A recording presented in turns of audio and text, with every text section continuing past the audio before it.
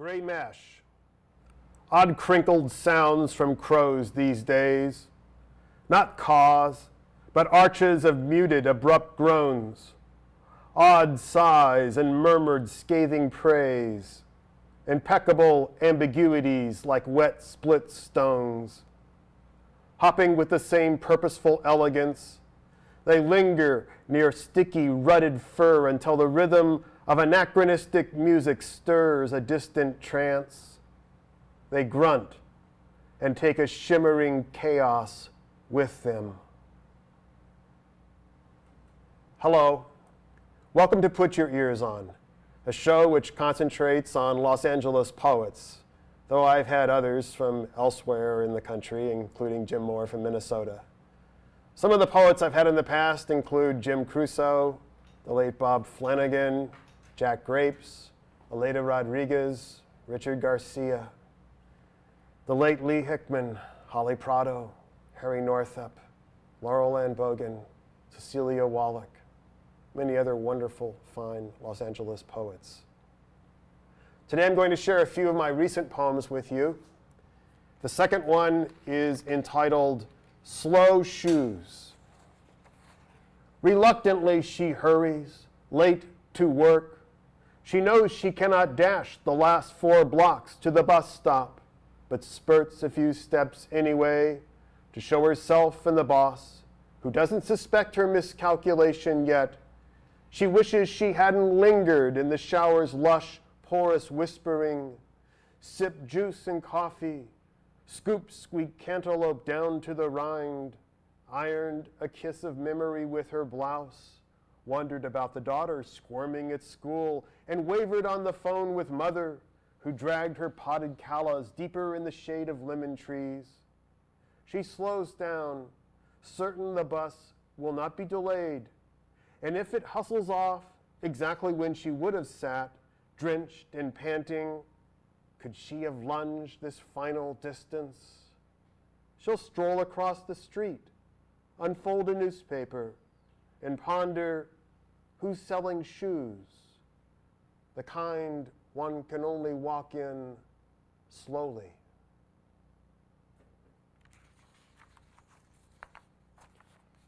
The waiting list. 5 people ahead of me for a public garden plot, but this one's knotted with seething weeds, so I sneak a shovel and unshackle dirt. Part of me loves to reproach others. Hey, do the job you claim you want, and part delights in intimate, remorseless invasion. They just had a baby, the man who's plucking peppers from sagging vines in a furrowed corner next to me explains. I don't think they'll mind. I'd rather they get pissed off. Soft soil. The women and men who encroached with chard and tomatoes before me let the good times rot. Folks become touchy about ladling what they're not. At the other end, 3 more as bad as this one wait. A single wrinkled kale plant squats. Sometimes it's better to pretend it's your turn. Roadkill. Rain slants into gardens spoken for. This one's overgrown. I scoop 2 feet down and knead a stiff white cat with the yeast of an old wool shirt. I rinse 5 tiny bright cherry tomatoes. Only 2 of them are sweet. I churn the dirt, though I have no right to plant, turning it for the smell that plunges upwards. How far above my graying hair does this smell billow? I'm not its candle or wick, and yet the base flows in a solar bulge. A cricket on a child's chipped xylophone, nailed to the next garden's fencing, tamps 5 stripes of faded blue, orange, and yellow. Clouds thicken, then dissolve into turbulence and the secret knowledge of crescents.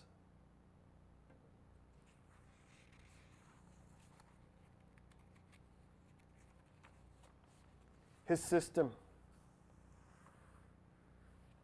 It's the poem for Charles Bukowski, the late Los Angeles poet. He had a short attention span, Mary says, like most drunks. Except for the horses, I insist. He figured out a way to not lose money towards the end. Really? Doesn't everybody hang around his widow hoping to find out? I don't believe he told anybody. He was probably afraid the gods would realize the code had been siphoned, so he bet just enough on losing horses to make his winnings seem like just that day's luck.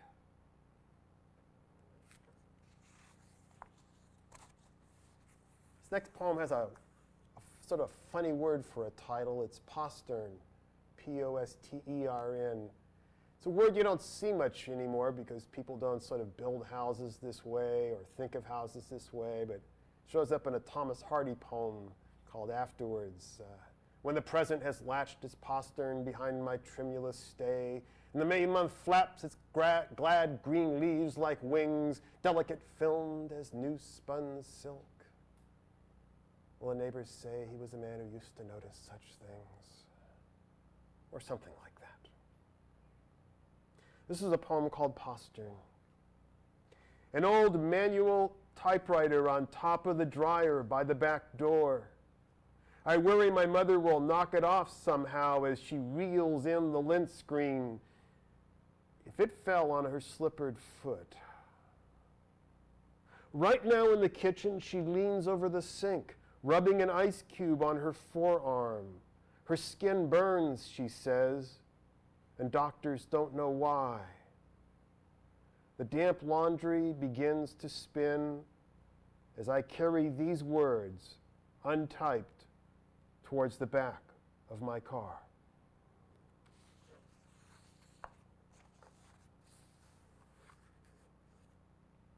Last summer I had a brief job moving some stuff, and this poem came out of it several months later. It's called Vulnerable Distance. A moving job, furniture and thick books from offices to temporary plyboard trailers. Steve Cox, Betsy Jordan, Chris Norris, David Kukta, Ann Ramirez, Pam Clark. Stripping a room down, one notices cracks in walls, sloppy paint on window ledges. Tugging a huge cart up a ramp's slick concrete, I slip and scream when one of the wheels squeaks over a big toe. The next day, I don't even have a bruise. I've always wanted to learn ancient Greek. Chris's husband was teaching an intensive 6-week course in it as suddenly she took a turn for the worse. No matter how hard I work, my words can't talk about her life. Her kind of force was at its stubborn core, agile, funny, porous.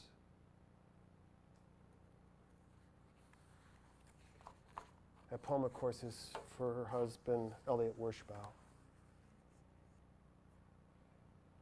This next poem is the title poem of this section, these poems. My Turtle's Passport. My turtle's got a passport with a photo of his face blown up on the belly of his shell. He's smiling through a veil of silt.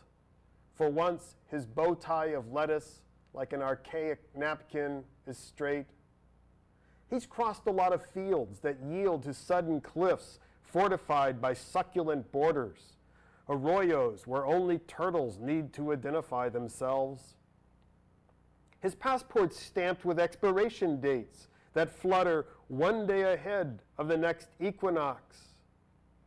He doesn't let my praise for his languid choreography go to his head. He's got a good bet on his shoulders. The nights shorten as he widens the entrance to his monastery, the swollen bell of solitude's circumference. He knows when his final blessing, a great wingless bird, strides up At the end of its long migration, he will feel himself being lifted and spilling over the brim of his cup. There was a man I knew over 30 years ago who lived his life so that it flowed over the brim of his cup. And I simply want to say at this moment that this program is dedicated to his memory. Bill Yeomans was one of the finest men to ever walk the face of this earth, to use a cliche. A man himself was filled with grace. And I hadn't seen him in 30 years when I heard that he had died. And I felt it as an intimate loss. He was that special. So to all those who knew him, I want to tell them that he's going to be remembered for a long time. This is a little prose piece that I've written. Comes out of my days working in the music industry, so to speak, at a newspaper called Radio and Records. This is called KBAB, K-B-A-B, broadcasting from the basement of the Tower of Babel. If Babel is thought of as the dispersal of a shared language, it is also the dispersal of a shared object. And like the languages which fragmented from this originary point, the identifiable thing has divided itself almost endlessly, seeking to root itself in the local, even as the commodification practices of postmodern capitalism have sought to duplicate beyond satiety. Perhaps at the very start, though, the investigation needs to be inverted. Were there always many languages? And in an attempt to unify them and to build a tower of common signifiers, the syntactical edifice collapsed, and then the world of objects dispersed from there, each thing forever separated from the other, an abyss of distinctive singularity, repulsing each thing, no matter how urgently the thing seemed to articulate its kinship with another? This is another way of asking which came first, the melody or the lyric.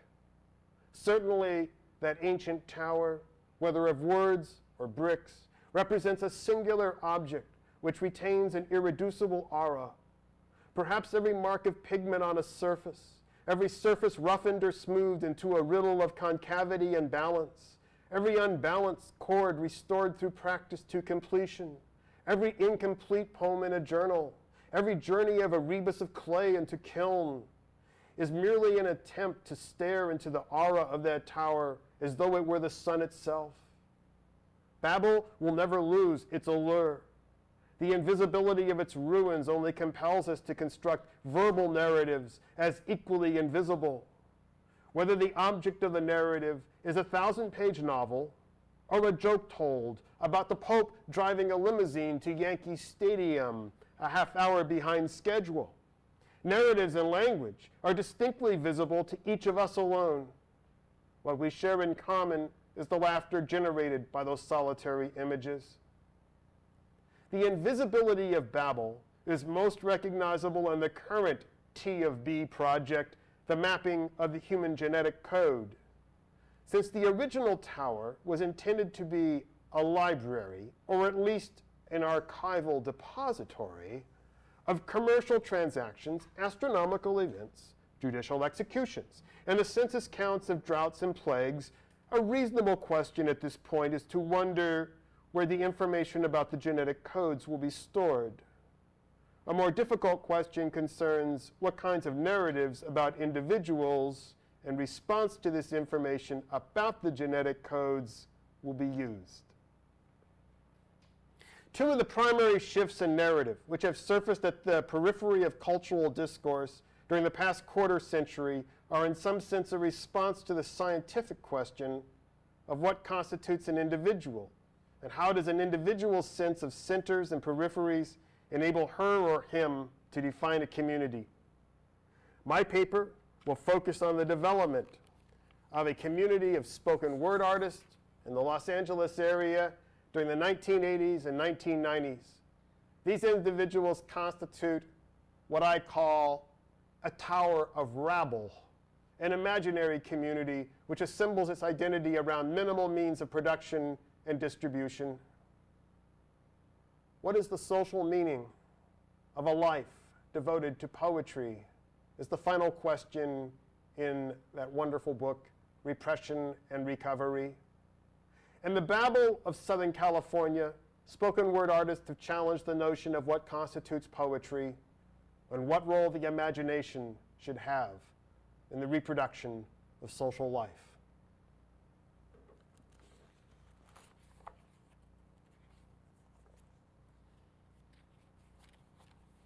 Updating my resume. Gone almost 4 years from a job I thought I'd never leave. I can't believe I quit. Or did I quit? Was I forced out? I can't believe my good luck since I quit. I can't believe how much I enjoy being alone. I can't believe how much the Unabomber looks like me when I was young. Maybe you don't see the resemblance, but it's there. Have I aged that much and just don't realize it? I remember when the man accused of being the Unabomber was arrested, I wondered if he had a copy of Catcher in the Rye in his cabin. Maybe he'll get a presidential pardon. If Lieutenant Calley could get that lucky after murdering women and children, then no one should ever give up hope. I can't believe how dirty Los Angeles is. I'm not talking about smog. I'm talking about how you can't go a day without washing your hair because the air is braided with filth. I can't believe that restaurants still serve breaded veal. The economic news comes on the radio. Pork bellies up 3 cents. You know what pork bellies are. Uncured bacon. I can't believe that I could be so foolish about love that I could say such cruel words to those who say they love me. I can't believe that I'd rather dawdle with a dictionary, eating out with etymology, than read a novel. I can't believe that every time I see a child that's 4 or 5 years old, I think, when that child's my age, I'll be dead at least 10 years. I can't believe I say it to myself and smile as though the inevitable possessed a pacifying logic, like French fries dipped in mustard. I can't believe that all these stamps my father saved for years and years aren't worth any more than the postage itself. Just to mail a letter to Jim Cushing in San Luis Obispo, I have to blot the front of my envelope with blocks of 3-cent stamps sloganed, "Atoms for Peace." Somehow when I lick these stamps, I think of wet sidewalks and of snails seething froth after I accidentally step on them. I can't believe how much I still want to drive an earth mover to scrape the earth to the side of a path and smooth it out till the surface is hard as wood. I can't believe that Lucy has to go back to work 5 weeks after her baby daughter's born. Surely she should get to stay home with her firstborn longer than that after working 15 years at the same job.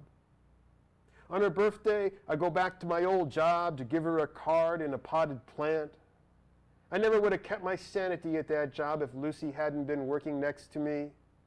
I walk down the hall and give an autographed copy of Dick Hebdage's Cut and Mixed to Don Waller. Don taught me the proofreader's stare.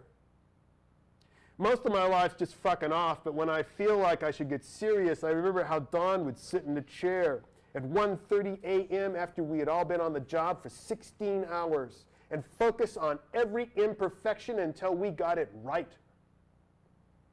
Everybody looks at me as though I'm a bride. Do I look that happy to be out of here? Hi, Tim. Hi, Derek. Hi, Roger. Hi, Julie. Hi, Gail. Hi, Gary. Hi, Kent. Hi. Hi. Hi. I don't miss the job, but I do miss the people I worked with for 10 years.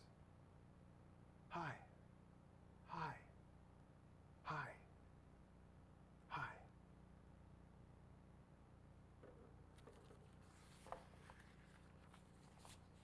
Brown plastic cones for Catherine McMahon. I couldn't find one in a store. Looked next to boxes of filters, Shelves of tin cans full of famous brands and foreign blends, but nobody had one like yours. Oh, how I savored pouring water from the kettle. And the first cup, the strongest drench, would be yours. I wanted a cone for my place, too.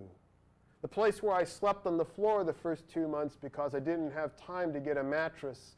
And when you gave me a Christmas present, you said you were sorry, but you couldn't find one.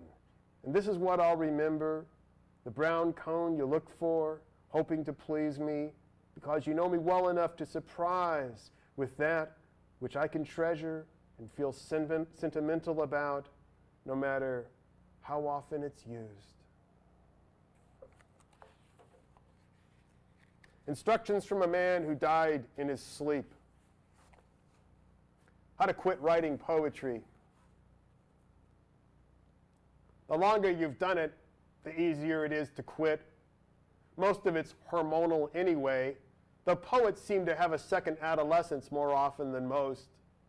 I think about sex now more than when I was 15. Of course, I didn't think about it much then. I didn't want to go to hell for impure thoughts. Now it feels like hell because impure thoughts just don't come that easy. I mean, there's this beautiful woman I know, and when I think of her, I can't imagine her naked, though when I was 25, I couldn't endure 6 seconds without such an interruption. I can go days now without thinking about poetry. That's a start, I suppose, but what if I can never entirely take this costume off? The joke of poetry being that everything else will stop being fun before it does, even the need to die, to finish what my mother's and father's pleasure started as a poem, counting on me to fill in the words and their opposites. How to play ping pong with a mirror. Make certain you tighten the net. Paint it red and blue with streaks, almost invisible, of orange. A fringe of paper stars along the out-of-bounds edge. Let M serve first. Watch the ball spin into your paddle. Swallow, be swallowed, evaporate. A tingle into your furry knees. The faucet and razor applaud. A superb volley. Divide the ball in half, exactly, so that each of you is hitting your side of the ball simultaneously. Since no shot can blur out of bounds, the synchronization of beard, too rough to kiss with, and razor, blossoming with lather, lines up each day in a row, violins plucked for several seconds, stubbles grit in the sink, the ball floating there like a bobber on a fishing line, pull the stopper, kiss her.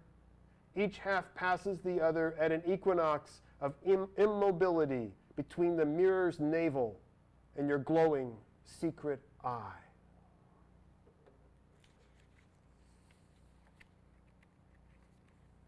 How to get egg off your face. If it's scrambled, the bottom of the pan is usually crispy. You'll have to soak it a while, scrape and soak some more. Men are usually better at this problem since most shave as delicately as possible around that slit the egg often cracks on. The area from cheekbones to chin often fluffs with the lumpiest parts of an omelette's landslide. A counterclockwise buffeting will slide it right off.